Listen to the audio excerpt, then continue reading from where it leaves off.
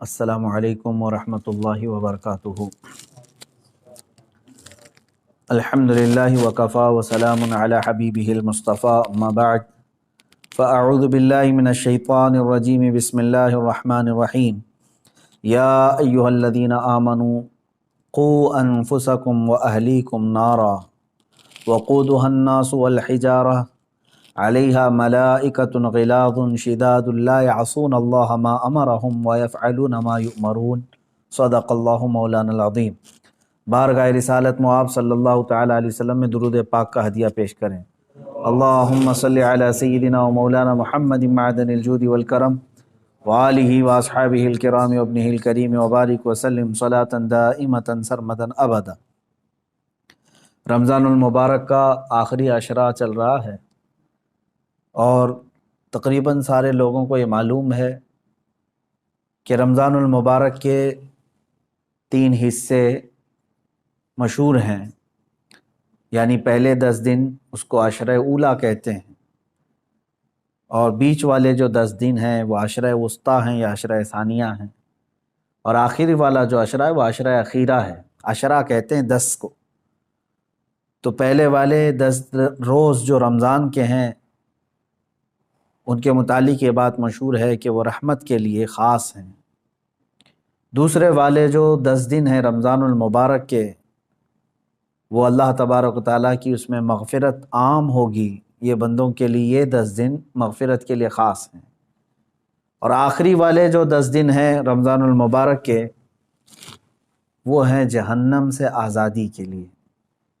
جہنم سے آزادی کے لیے ہی یہ عشرہ مخصوص کیا گیا ہے، اور یہ حدیث پاک سے ثابت ہے۔ یہ تینوں عشرے جو میں بیان کر رہا ہوں، حضور پاک صلی اللہ تعالیٰ علیہ وسلم نے خود ارشاد فرمایا، رمضان تم پر ایک ایسا مہینہ آ رہا ہے جس کا پہلا 10 والا جو حصہ ہے وہ رحمت سے بھرا ہے، دوسرا والا حصہ مغفرت کا ہے، تیسرا والا حصہ جہنم سے آزادی کا ہے۔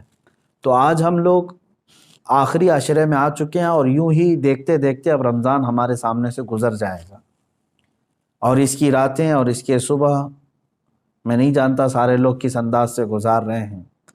لاک ڈاؤن کی وجہ سے اور یہ کورونا کی بیماری کے جو کثرت اور پھیلاؤ کو دیکھتے ہوئے لوگ اپنے اپنے گھروں میں مقید تو ہیں، لیکن میرے عزیزوں، مسجدیں بند ہیں تو اس کا مطلب یہ نہیں ہے کہ تمہارے لیے عبادت کا حکم بھی ختم ہو گیا ہو۔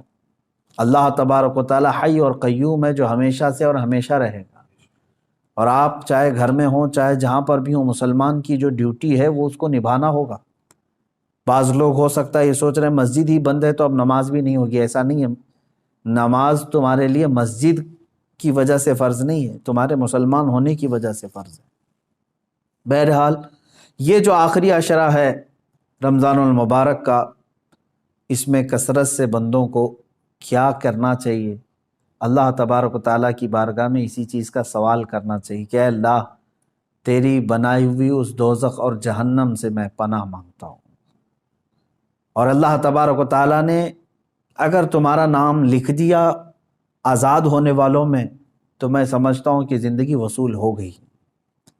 اس سے بڑی کوئی چیز نہیں جو اس ماہ میں اور اس ہفتے میں یا اس اخیر عشرے میں جو دی جا رہی ہو۔ جہنم ہے کیا چیز میں آپ کو بتاؤں، اسی پر میں آج تھوڑی سی گفتگو کرتا ہوں۔ ہلکے میں لے لیتے ہیں بہت سارے لوگ، جہنم کا نام آئے، دوزخ کا نام آئے، کیونکہ جب ذکر کثرت سے ہوتا رہتا ہے تو بعض لوگ اس کو یوں سمجھتے ہیں کہ یہ یوں ہی بیان کرنے والی چیز ہے۔ ایسا نہیں ہے میرے عزیزوں۔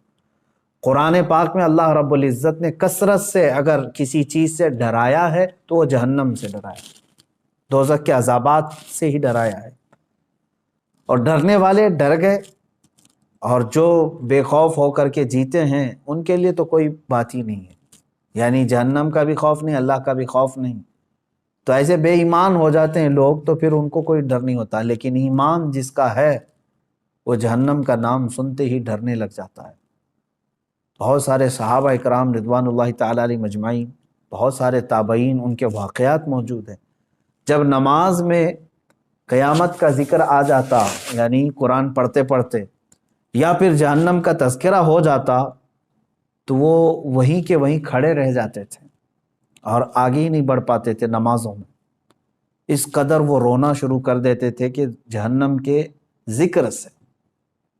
ایک نوجوان صحابی ہیں، رات کے وقت وہ جہنم کا تذکرہ کرتے کرتے نماز میں کھڑے رہ گئے، یہاں تک کہ ان کی ایک ہی رکعت وہ صبح تک ہوئی، نماز کو آگے بڑھا ہی نہیں سکے، اتنا روتے رہے۔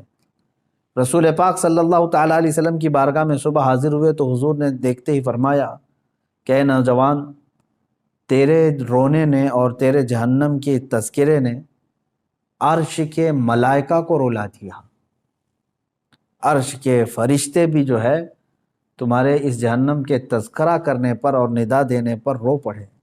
اب اندازہ کریں اللہ کے وہ ملائکہ جو معصوم ہیں، معصوم کا مطلب سمجھتے ہیں جن سے خطا ممکن ہی نہیں ہے، وہ اللہ کے عذاب سے اور جہنم سے ڈر کر کے رونے لگ جاتے ہیں۔ سیدنا عیسیٰ علیہ الصلوۃ والتسلیم کے متعلق ایک بات ملتی ہے، ایک پہاڑ کو آپ نے دیکھا جو معلق ہے، تو آپ نے رب تعالیٰ سے اجازت مانگی کہ اے اللہ اس پہاڑ کو قوت دے دے گویائی کی کہ وہ مجھ سے بات کرے۔ پہاڑ سے آپ نے پوچھا کہ تو معلق کیسے ہے؟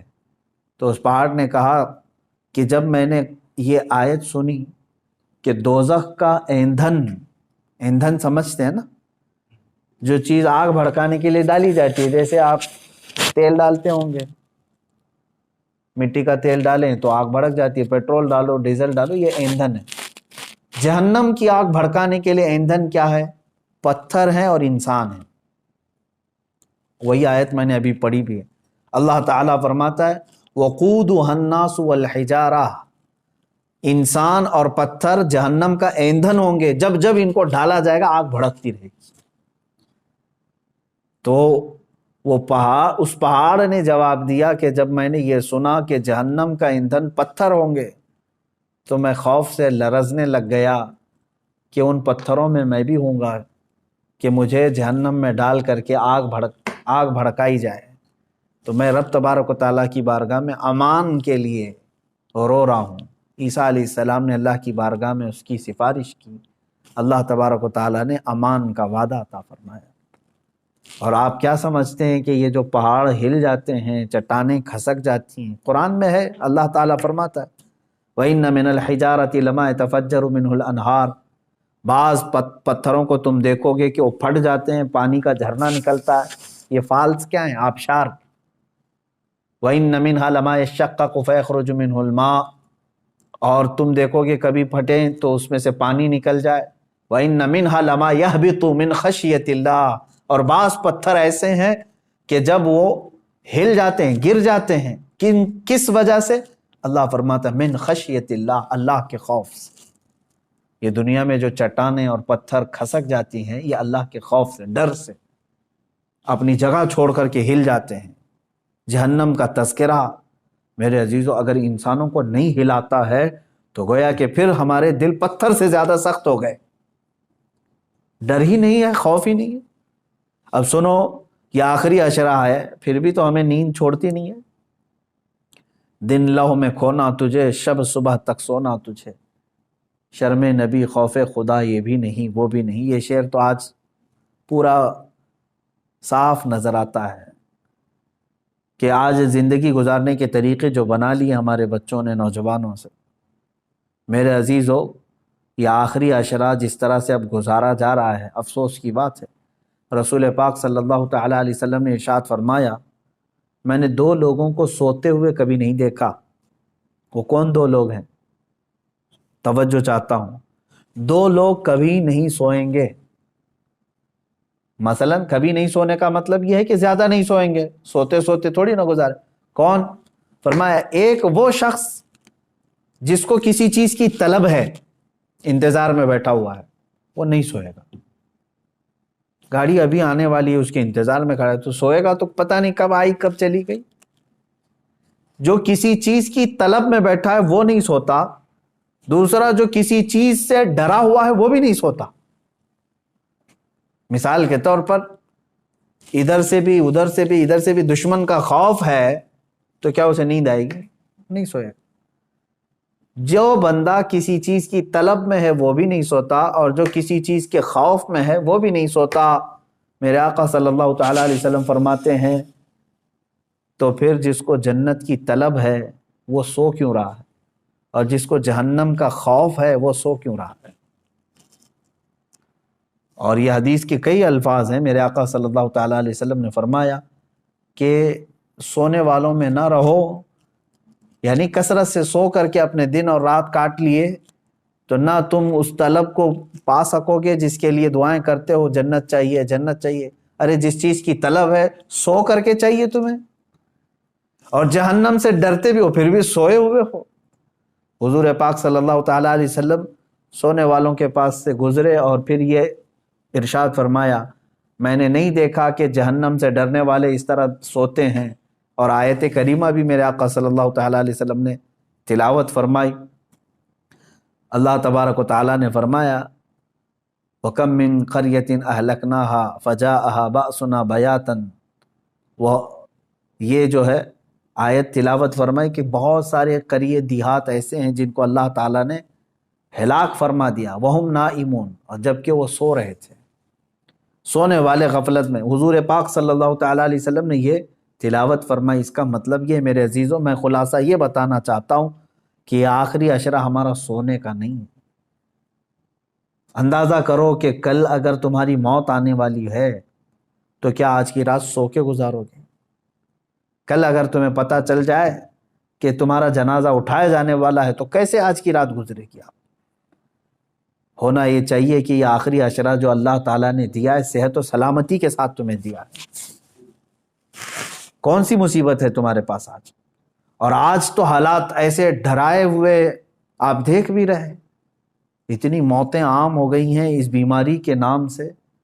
آپ دیکھیں ہندوستان میں ہی روزانہ کی 3,500 سے 4,000 موتیں ہو رہی ہیں صرف یہ کورونا کے نام سے، جو گیا ایک دن میں 2 دن میں ہٹے کٹے صحت مند لوگ جا رہے ہیں، ایک ایک گھر سے کئی لاشیں جا رہی ہیں۔ تو کیا یہ آپ سب کو دہلا نہیں دیتی چیزیں کہ موت برحق ہے اور آج یا کل آنی ہے؟ اور آج موت نے یہ بتا دیا ہے ہندوستان کے ماحول میں بھی کہ بوڑھا ہونا ضروری نہیں موت کے لیے، وہ تو بچوں کو بھی لے جاتی ہے، جوانوں کو بھی لے جاتی ہے، بوڑھا ہونا ضروری نہیں ہے۔ بعض لوگ اگر یہ سوچ کر کے بیٹھتے ہیں ابھی عمر ہی کیا ہے میری، مرنے کی عمر تھوڑی نہ ہے۔ میرے عزیز، مرنے کی کوئی عمر ہی نہیں ہوتی۔ اب ہمارے پاس وقت کی کمی بہت ہے، اور جہنم سے بچنے کے لیے ہم نے کیا کیا؟ مجھے ایک بات بہت اچھی لگتی ہے شیخ سعدی رحمۃ اللہ تعالیٰ علیہ کی، توجہ چاہتا ہوں۔ فرماتے ہیں جو امپاسبل ہے، جو ناممکن ہے، وہ ایک چیز ہے، میں بتاتا ہوں، آپ گیس کریں۔ دنیا میں ایک چیز ایسی امپاسبل ہے جس کو سب مانیں گے، مسلمان ہی کیا، ہندو بھی، عیسائی بھی، یہودی بھی، سب مانیں گے، وہ امپاسبل، سب اس کو کہیں گے۔ کون سا امپاسبل؟ موت سے بچنا۔ کوئی کہے گا پاسبل ہے؟ موت سے کوئی بچ سکتا ہے؟ آج بچے گا، کل بچے گا، پرسوں، کوئی تو ایک لیمٹ آئے گی اس کی، جب تو مرے گا، موت آنا ہے۔ لیکن میں آپ کو بتا رہا ہوں، توجہ چاہتا ہوں، ایک امپاسبل چیز ہے، موت سے بچنا ممکن نہیں، محال ہے، محال ہے نا۔ اب دوسری چیز میں آپ سے سوال کرتا ہوں، مسلمان ہونے کے ناطے آپ یہ مجھے بتائیں، جہنم سے بچنا، دوزخ سے بچنا ممکن ہے کہ ناممکن ہے؟ ناممکن تو نہیں۔ جہنم سے کیونکہ اللہ تعالیٰ نے ہمیں بتایا ہے کہ تم اگر برے کام نہیں کرو گے تو جہنم میں تھوڑی نہ جانا ہے۔ تو یہاں کچھ پریکاشن سے، کچھ احتیاط سے جہنم سے بچا جا سکتا ہے کہ نہیں؟ اب دیکھو ہماری یہاں پر الٹ پھیر کیسے ہے زندگی میں، جو امپاسبل ہے موت سے بچنا، اس کے لیے ہم دوڑ بھاگ بہت کرتے ہیں، کوشش بہت کرتے ہیں کہ کسی طرح بچ جائے۔ یہ دوائیاں کرانا، ساری چیزیں تو اسی لیے تو ہے نا، موت سے بچنے کے لیے۔ موت سے بچنا ناممکن ہے، پھر بھی بچنے کی انسان بہت کوشش کرتا ہے، جبکہ جہنم سے بچنا ممکن ہے، پاسبل ہے، اس سے بچنے کی ایک کوشش بھی کیوں نہیں کرتا؟ وہاں پر کوشش ہونی چاہیے۔ اب میں اگر آپ کو سنا دوں چند آیتیں، اس کے بعد سوائے دعا کے ہمارے پاس کوئی ہاتھ ہی نہیں ہے۔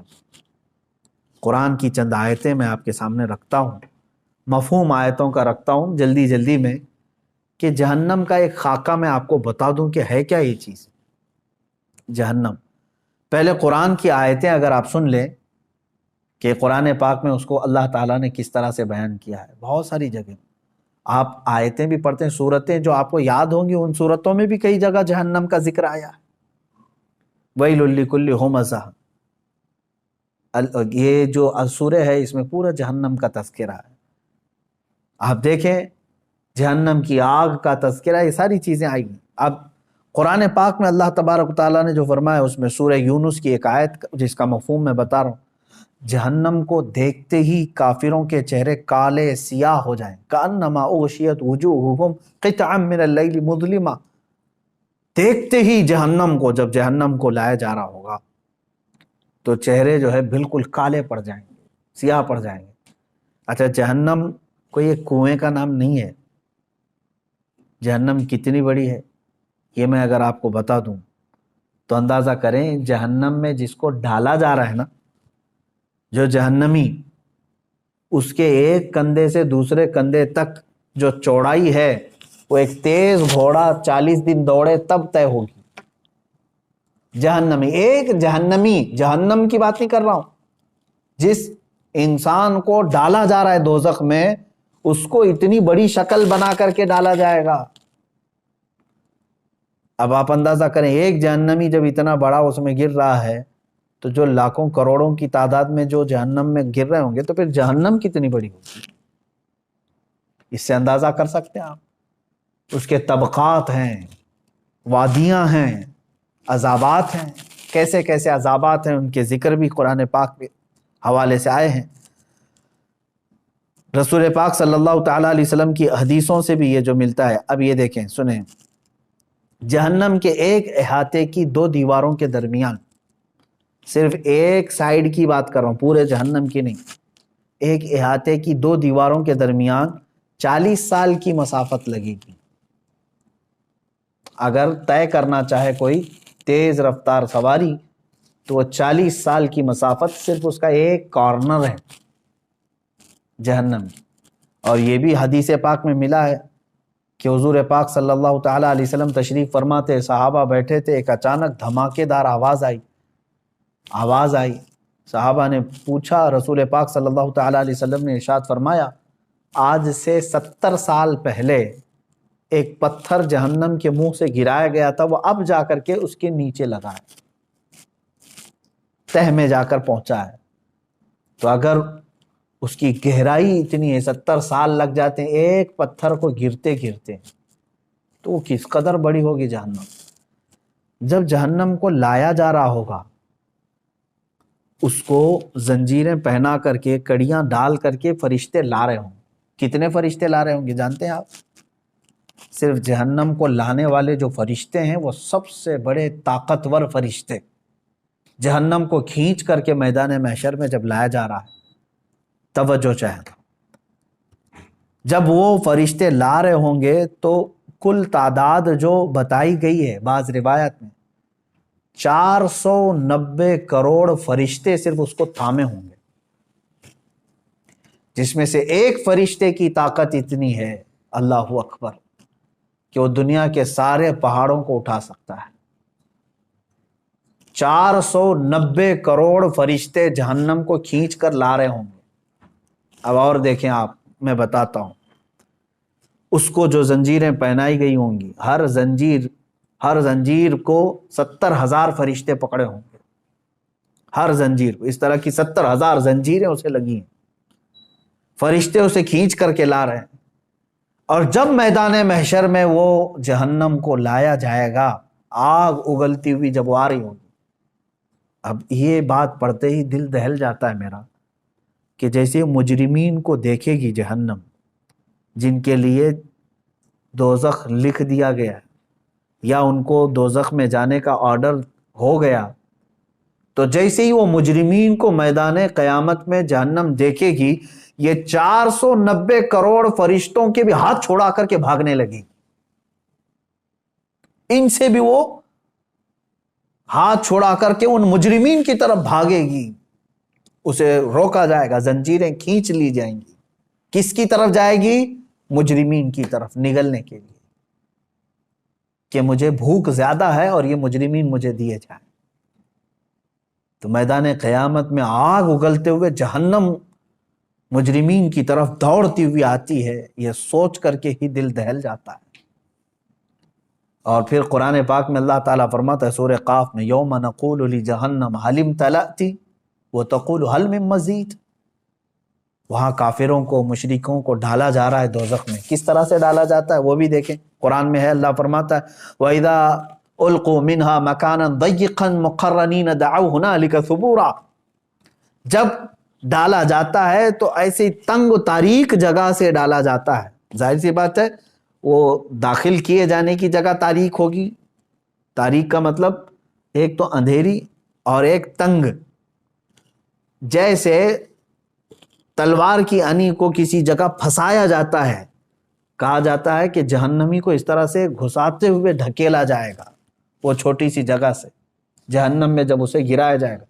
اور کافروں کو ایک تنگ اور تاریک جگہ پر ایسے ڈالا جائے گا کہ وہ ایک دوسرے کو چپک رہے ہوں گے جہنم کے اندر، اور بھرا جا رہا ہوگا انہی جہنم کے جہنمیوں سے. اب اللہ تعالیٰ فرماتا ہے پھر جہنم کو اللہ تعالیٰ پوچھے گا حل امتلأتی، کیا تو بھر گئی، سیراب ہو گئی، تیرا پیٹ بھر گیا؟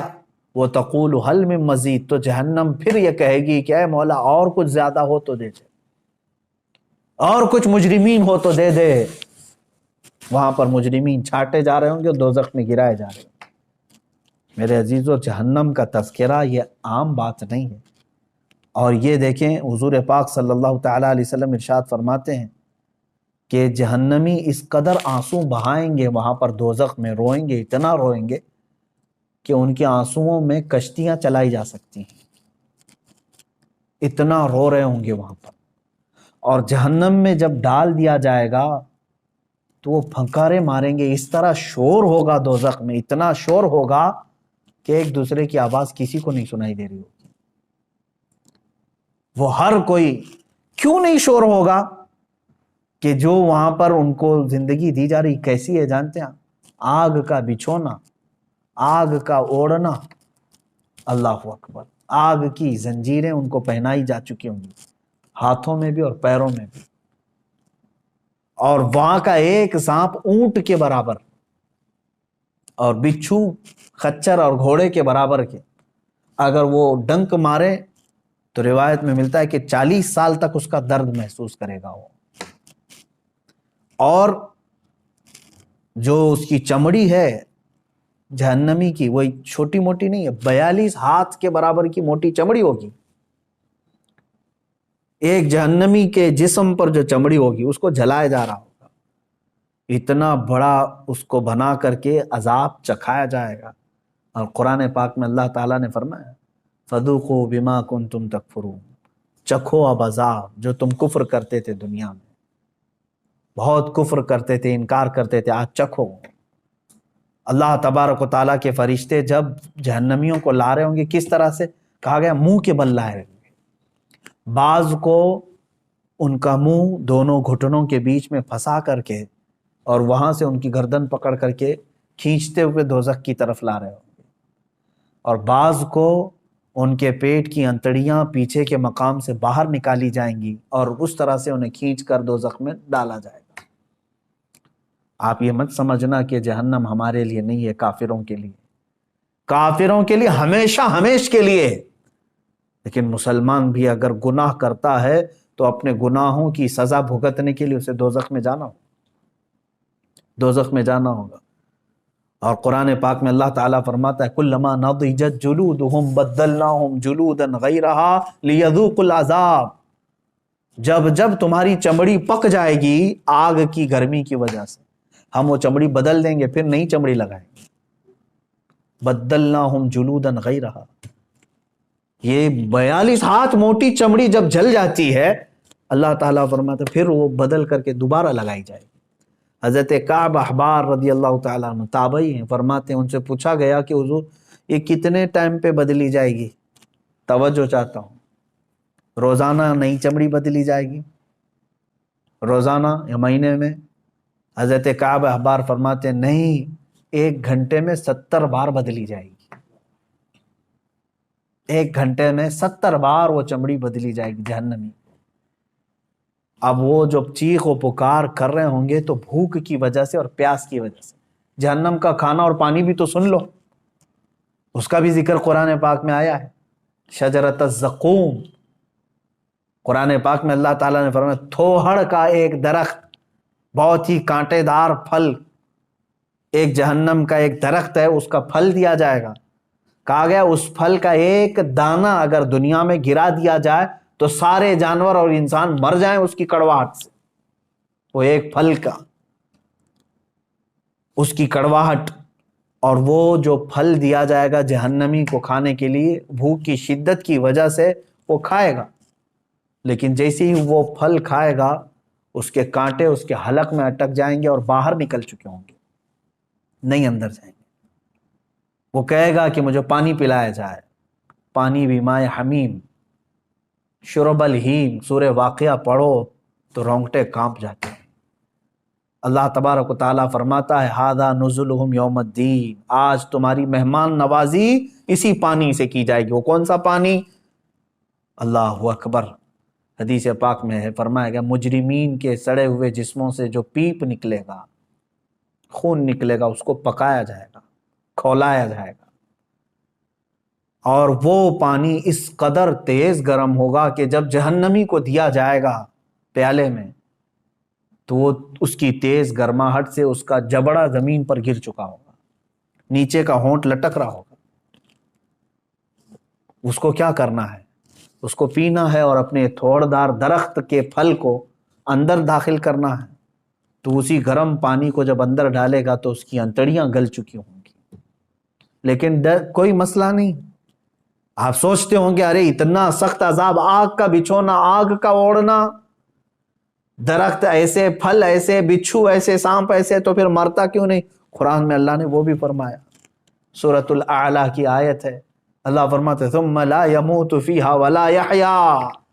جہنم کا عذاب ایسا ہے کہ یہ دوزخ نہ کسی کو زندہ رکھے گی نہ کسی کو موت دے گی، موت بھی نہیں آنی، مر بھی نہیں سکتے۔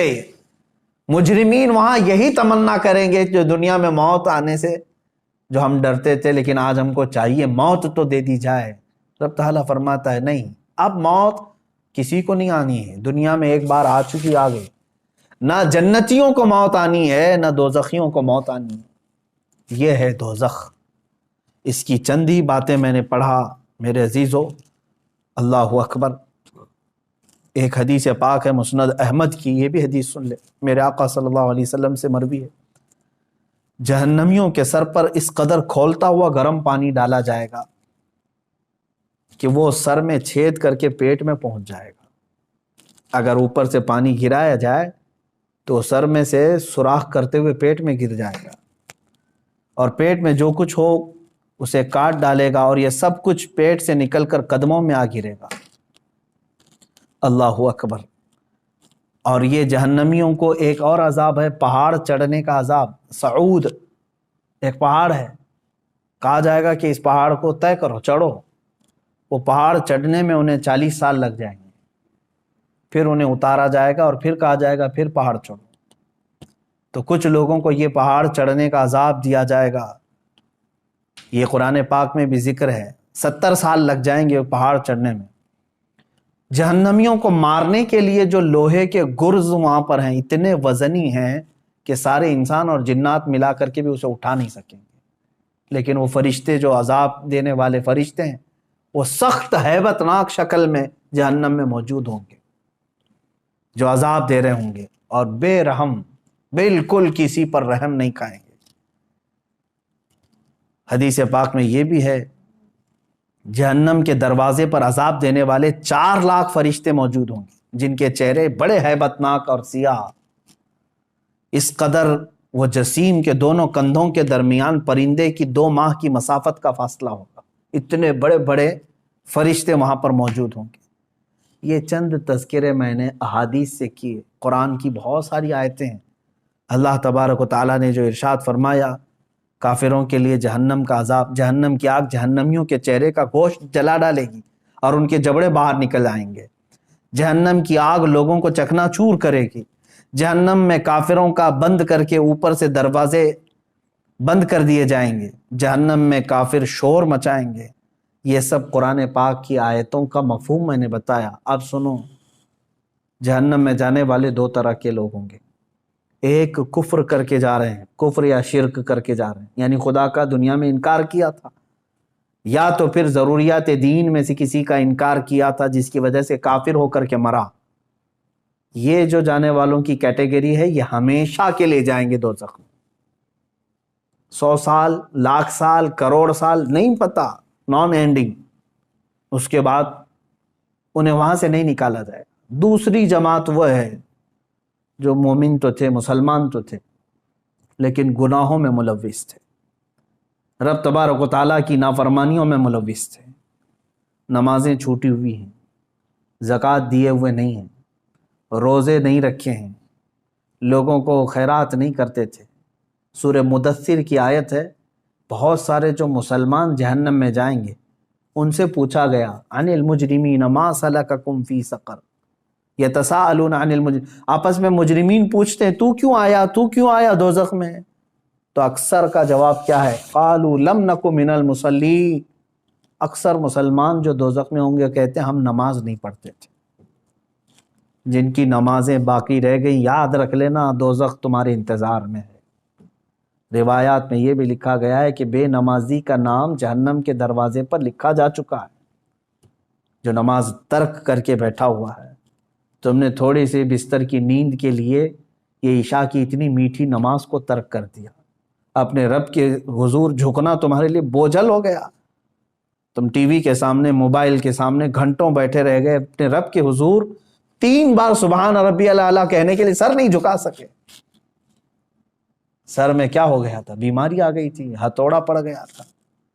کتنے لوگ ایسے ہیں جو اپنے رب کو بھولے بیٹھے ہیں اور نمازوں سے غافل ہیں۔ ہر ایک کے کھاتے میں پیچھے پلٹ کر کے دیکھو تو تمہاری نمازیں باقی ہیں میرے عزیزوں، اور تم اللہ کے حضور جانے والے ہو۔ آخرت کا سفر بہت قریب ہے تمہارا، اور اس سفر پر جانے والا مردہ کبھی واپس نہیں آتا، اور نہ ہی تم سے کہنے کے لیے کوئی آئے گا کیا تم نے اور ہم نے اپنے ماں باپ اور اپنے بھائیوں کو نہیں دفن کیا ہے؟ ہمارے بڑوں کو اپنے کندھوں سے اٹھا کر لے جا چکے، ہم قبروں میں دبا کر کے آ گئے اور ان کو اللہ کے حوالے چھوڑ کر کے آئے۔ مجھے یہ بتاؤ کہ قبر میں ان کو کیا چاہیے کیا نہیں چاہیے، کبھی آج آ کر کے انہوں نے بتایا ہم کو؟ اسی سے سمجھ لو کہ جس دن تم بھی جاؤ گے، تم بھی بتانے کے لیے اپنے بیٹوں کے پاس کبھی نہیں آنے والے۔ تم پر کیا گزرے گی وہاں پر تم کسی سے کہہ نہیں سکو گے۔ جو کچھ ہے اپنا حساب صاف کر لو میرے عزیزو، ورنہ جہنم کا عذاب انتظار میں ہے۔ اب سوچو، اب یہ ایک روایت میں بتاتا ہوں، جب کافروں کو اللہ تبارک و تعالیٰ دوزخ میں ڈالے گا، اللہ کفر سے محفوظ رکھے۔ یہ اتنی بڑی نعمت تمہارے پاس ہے ایمان کی، ڈرتے رہو، اے اللہ آج تو نے مجھے ہدایت دی ہے، میری موت تک اس پر مجھے قائم رکھ۔ میں سمجھتا ہوں دنیا کی سب سے بڑی دعا یہی ہے کہ اللہ ایمان پر خاتمہ کر دے۔ اگر وہ ایمان پر موت ہوئی ہے تو سب کچھ ٹھیک ہے، بخشش کی امید ہے، قیامت کے دن سفارش سے بخشے جا سکتے ہیں۔ لیکن کفر پر موت ہوئی تو حضور پاک صلی اللہ علیہ وسلم بھی سفارش نہیں کریں گے، کوئی نبی نہیں، کوئی نبی شفاعت نہیں کرے گا، نہ سفارش کرے گا۔ گنہگاروں کے لیے سفارش ہے، کافروں کے لیے نہیں ہے۔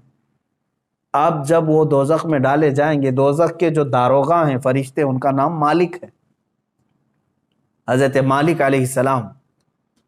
یہ فرشتے دوزخ کے داروغہ ہیں، دروازے پر ہوں گے، اور بہت سخت ترین ہیبت ناک شکل کے ساتھ جب لوگوں کو اندر ڈالا جائے گا، وہ چیخ و پکار کریں گے بہت، یہاں تک کہ پکارتے پکارتے ان کے 1000 سال ہو چکے ہوں گے۔ کس کو پکاریں گے؟ حضرت مالک کو۔ کہتے ہیں کہ ہمارے رب سے ہماری بات کرا دو۔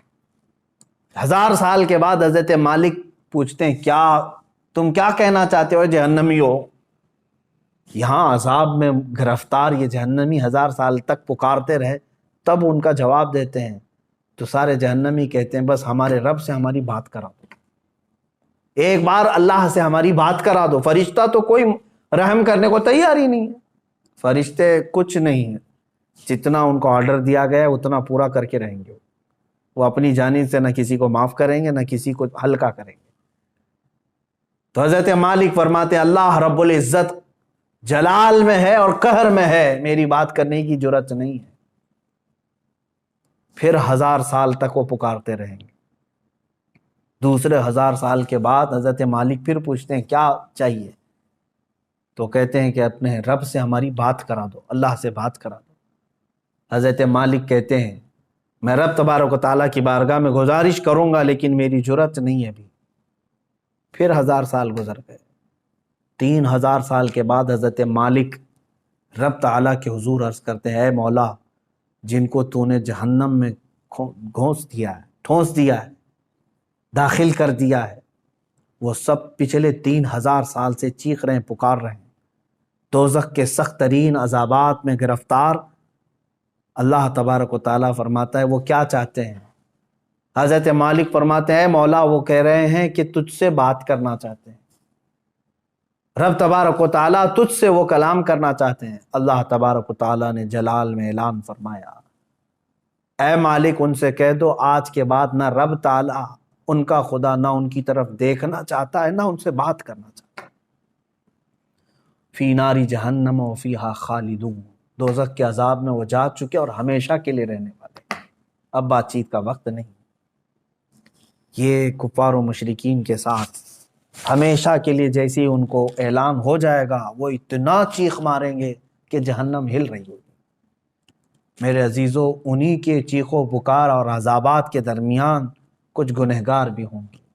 اسی لیے آپ دیکھیں پورے رمضان المبارک کی تراویح جب پڑھتے ہیں تو آپ کو شاید ہو سکتا ہے جہاں پر بھی پڑھتے ہوں، اکثر تو میں نے دیکھا ہے ہمارے ہاں تو رواج یہی ہے، ہر 4 رکعت پر ہم دعا یہی کرتے ہیں اللہم اجرنا من النار، اللہم اجرنا من النار. یہ کیا چیز ہے؟ ہم اللہ کی بارگاہ میں کہتے ہیں اے اللہ مجھے جہنم سے بچا لے، اے اللہ مجھے جہنم سے بچا لے، اے اللہ مجھے جہنم سے بچا لے. آج ہر مومن کو چاہیے کہ یہ آخری عشرہ جہنم سے آزادی کا عشرہ ہے. تم سو کر کے نہ گزارو بلکہ اسے پکارو. ہاں ایک بات یہ بھی ہے کہ اس کا وعدہ ہے کہ ان راتوں میں اللہ تعالیٰ بے حساب بندوں کی بخشش کرتا ہے. جہنم سے آزادی کا انہیں پروانہ دیتا ہے، جا فلاں کا بیٹا آزاد ہے، فلاں کا بیٹا آزاد ہے. کیا ہی خوش قسمت ہیں وہ لوگ جن کا نام آج کی رات پکارا جا رہا ہو کہ فلاں آزاد ہو گیا. لیکن اس کے لیے میرے عزیزو دل سے پکارنا ضروری ہے، جہنم کا خوف بھی دل میں رہے اور رب تعالیٰ کی رحمت سے امید بھی لگی رہے. اور حضرت سفیان ثوری رضی اللہ تعالیٰ عنہ کا وہ قول مجھے یاد آتا ہے، آپ فرماتے تھے اے اللہ، ایک تابعی ہیں، تابعی صحابہ کو جنہوں نے دیکھا وہ تابعی بڑے نیک، ان کی بہت ساری عبادتیں، لیکن کیسے کہتے ہیں دیکھو اللہ کی بارگاہ میں یوں عرض کرتے ہیں اے اللہ میرے اعمال کے حساب سے میں تیری جنت الفردوس کا لائق تو نہیں ہوں، میں تیری جنت میں جانے کا اہل تو ہوں نہیں، لیکن اے مولا تیری دوزخ کا عذاب سہنے کے قابل بھی نہیں. میں ایسا کمزور کہ دنیا کے مچھر کے کاٹنے پر بھی لگ جاتا ہوں، تیرے دوزخ کے ہولناک عذابات کا سامنا کیسے کر پاؤں گا؟ اب بچتا کیا ہے؟ میں میرے عمل کے مطابق جنت میں جا نہیں سکتا اور تیرے عذاب دوزخ کو برداشت کر نہیں سکتا. مولا بس بات رہ جاتی ہے تیرے فضل کی، بات رہ جاتی ہے تیرے رحم کی. اگر تو فضل اور رحم فرما دے تو مجھ جیسا بندہ بھی تیری جنت کا مزہ لے سکتا. اے مسلمانوں آج کی رات اور جو یہ آخری عشرہ آئے اس میں سونے کے لیے نہیں ہے. ہاں جس قدر تم اپنے جسم کو راحت دے سکتے ہو سو، لیکن ڈر کر کے بستر چھوڑ کر کے اٹھ جاؤ کسی بھی وقت، دکھاوے کے لیے نہیں. لوگ بھیڑ جمع کر کے سوچتے ہیں کہ ہم عبادتوں کے لیے چلے آئیں، بلکہ بسا اوقات ایسا بھی ہونا چاہیے آپ کے ساتھ. حضور صلی اللہ تعالیٰ علیہ وسلم نے اپنے رب تعالیٰ سے پوچھا کہ مولا تجھے تیرے بندوں میں سب سے زیادہ پسندیدہ بندے کون ہیں؟ اللہ تعالیٰ نے جو فرمایا وہ 3 قسم کے ہیں، اس میں سے میں ایک ذکر کرتا ہوں. فرماتے ہیں اللہ نے یہ فرمایا کہ جب دنیا سو رہی ہو تو میرا بندہ بستر چھوڑ کے میرے لیے کھڑا ہو گیا، اللہ فرماتا میں اس کی طرف بہت جلدی متوجہ ہوتا ہوں کہ اپنی راحت اور اپنا سکون چھوڑ کر کے بستر چھوڑ کر کے کھڑا ہو گیا. کون سی چیز اس کو رات میں کھڑا کر رہی ہے؟ صرف اسے اس کے رب کی محبت کھڑا کر رہی ہے اور اس کے عذاب کا ڈر اسے کھڑا کر رہا ہے. میں نے جو آیت کی تلاوت کی تھی شروع میں اس کا مفہوم یہی ہے. اللہ فرماتا ہے ایمان والو یا ایھا الذین آمنوا قوا انفسکم، اپنے آپ کو بچاؤ، وَأَهْلِيكُمْ، اور اپنے گھر والوں کو بچاؤ. کس سے بچائیں؟ نارن وقودها الناس والحجارہ، اس جہنم سے بچا لو اپنے آپ کو. اللہ فرما رہا ہے اس جہنم سے اپنے آپ کو اور اپنے گھر والوں کو بچا لو جس کا ایندھن میں نے انسانوں کو اور پتھروں کو بنایا ہے. کہیں ایسا نہ ہو کہ میرے عزیز ہو ہم بھی اس دوزخ کا ایندھن بن جائیں. جب آگ ٹھنڈی پڑنے لگے تو انسانوں کو اس میں جھلسا دیا جائے گا، داخل کر دیا جائے گا، حتیٰ کہ جب پتھر روتے ہیں تو پھر ہمارے دل کیسے سخت ہیں کہ ہم اس ڈر سے کیوں نہیں روتے، اللہ کے عذاب سے. آپ مجھے بتا دیں کسی کے پاس آج گارنٹی لیٹر ہے آپ کے پاس کہ تو دوزخ میں نہیں جا سکتا؟ مجھے بتا دو کسی کے پاس یہ گارنٹی لیٹر موجود ہے کہ تو دوزخ میں نہیں جا سکتا؟ میرے عزیزو ہمارے کسی کے پاس ایسی کوئی بھی چیز نہیں. ہمارے پاس تو کیا ہے؟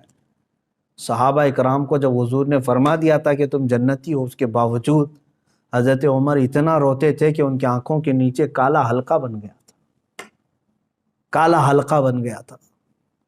صحابہ، تابعین، اولیاء. حضرت عمر ابن عبدالعزیز رضی اللہ تعالیٰ عنہ، عید کا دن ہے، اب رمضان کے بعد عید کے لیے ہم سب زور شور سے تیاریوں میں رہتے ہیں، گھر میں بیٹھے رو رہے تھے. جن کے پورے قرآن پاک کی تلاوت اور روزوں کے ساتھ رمضان گزرا، عید کے لیے لوگ نئے کپڑوں کے ساتھ جب تھے آپ رو رہے تھے. لوگ آئے آپ کو بلانے کے لیے، چلیں آج عید کا دن ہے. آپ نے فرمایا مجھے ڈر لگتا ہے کہ کہیں میرے روزے میرے منہ پہ مار دیے گئے ہوں گے، میری تلاوتیں پھینک دی گئی ہوں گی، تو میری کون سی عید ہے؟ کیا پتا کہ قبول ہوئی کہ نہیں ہوئی. یہ وہ اولیاء کاملین تھے جو ڈر سے تھر تھر کانپتے بھی تھے لیکن اللہ کی ذات سے ایک امید بھی لگائے رہتے تھے. آج میرے عزیزو یہ آخری عشرہ گناہوں سے توبہ کا بھی ہے، جہنم سے آزادی کا ہے. اور جب میرے آقا نے فرما دیا کہ رمضان کا آخری عشرہ جہنم سے آزادی کا ہے تو کیوں نہ ہم آزادی لیں. اور ایک اور بڑی بات میں بتا کر اپنی گفتگو کو سمیٹتا ہوں. حضور نے فرمایا وہ شخص ہلاک و برباد ہو جائے جو رمضان کو پایا اور اس کا احترام نہیں کر سکا. حضور نے اس کے لیے ہلاکت کی دعا فرما دی. رمضان تو اسے ملا لیکن اس کا احترام نہیں کر سکا، اس کا حق ادا نہیں کر سکا، ایسا شخص ہلاک و برباد ہو جائے. اللہ تبارک و تعالیٰ اس ہلاکت و بربادی سے ہمیں محفوظ فرمائے. میں اخیر میں صرف اتنی دعا کروں گا، اللہم انا نسألک الجنۃ ونعوذ بک من النار، اللہم انا نسألک الجنۃ ونعوذ بک من النار، اللہم انا نسألک الجنۃ ونعوذ بک من النار. اے اللہ ہم تیری جنت کا سوال کرتے ہیں اور تیری دوزخ سے پناہ مانگتے ہیں. اے کریم خدا ارحم الراحمین دوزخ کے دروازوں سے ہم کو دوری عطا کر دے. مولا میرے اعمال کا بدلہ تو جہنم ہی ہے. اے کریم خدا تو اگر فضل فرمائے، تو اگر رحم فرمائے، کریم تیرے کرم کے صدقے ہم جیسے نکمے بھی جہنم سے آزاد ہو سکتے. مولا اگر ہم جیسوں کو تو نے معاف کر دیا تو تیرے خزانے میں کوئی کمی بھی نہیں ہوگی. اے رب ذوالجلال یہ رمضان المبارک کا آخری عشرہ ہے، یہ جہنم سے آزاد ہونے والوں کے لیے، اور تو بے پناہ لوگوں کو آزاد کرتا ہے. کاش مولا ہم جیسوں کا بھی نام ان آزاد ہونے والوں میں شامل کر لے. مولا تیرا فضل و کرم و احسان ہے. اس رمضان کے آخری عشرے میں مولا ہم تجھ سے صرف اور صرف یہی سوال کرتے ہیں کہ مولا ہم کو جہنم سے آزادی کا پروانہ عطا فرما دے. اے رب ذوالجلال احسن الخالقین ہمارا یہ کمزور جسم عذابات کو سہنے کے قابل نہیں. ہم نے گناہ اپنے عیش بھر کیے ہیں مولا، تیری نافرمانیاں بھی ہوئی ہیں، لیکن تو رحیم ہے مولا، تو ستار ہے، تو غفار ہے، تو مولا بے سبب معاف فرماتا ہے. اے کریم خدا ہم سب کے حساب میں آسانیاں عطا فرما. ارحم الراحمین ہم سب کے لیے تو جنت کے دروازے کشادہ فرما. اے اللہ جب ہماری موت قریب آئے تو ہمیں توبہ کی توفیق نصیب فرما، مولا ایمان پر خاتمہ بالخیر عطا فرما۔ وصلی اللہ تعالی علی خیر خلق محمد وآلہ وصحبہ اجمعین برحمتک